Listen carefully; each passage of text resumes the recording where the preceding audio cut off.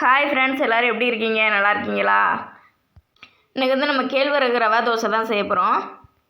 ராகி மாவு 1 கப்பு, அரை கப்பு பச்சரிசி மாவு, 1/4 கப்பு ரவை.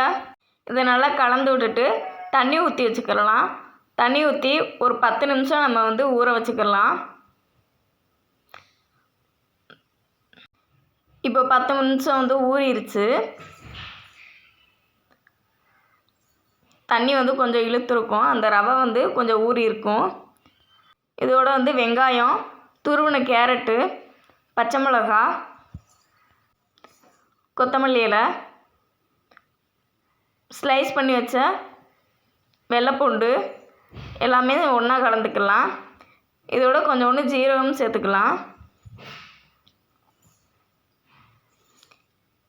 இது எல்லாமே வந்து நல்லா வந்து கலந்து விட்டுக்கிட்டு தண்ணி வந்து ஒரு அரை கப்பு சேர்த்துக்கலாம், தேவைங்கிற அளவுக்கு. சேர்த்து விட்டு நல்லா கலந்து விட்டாச்சு. உப்பு செக் பண்ணி பார்த்துக்கோங்க. உப்பு பத்தலைன்னா உப்பு போட்டுக்கலாம். தோசைக்கல் வந்து நல்லா காய வச்சுட்டு இது மாதிரி வந்து ஊற்றிக்கோங்க. எண்ணெயும் ஊற்றிக்கலாம். எண்ணெயும் ஊற்றிட்டு அதோட திருப்பி முதல் பக்கம் வெந்த பின்னாடி திருப்பி போட்டு நம்ம எடுத்தோம்னா சாஃப்டாக இருக்கும்.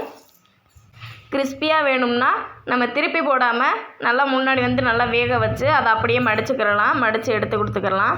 இதே மாதிரி நீங்கள் சத்தானதாக வீட்டில் நீங்கள் வந்து ட்ரை பண்ணி பாருங்கள். இதுக்கு வந்து தக்காளி சட்னி இல்லைன்னா தேங்காய் சட்னி வச்சு கொடுக்கலாம்.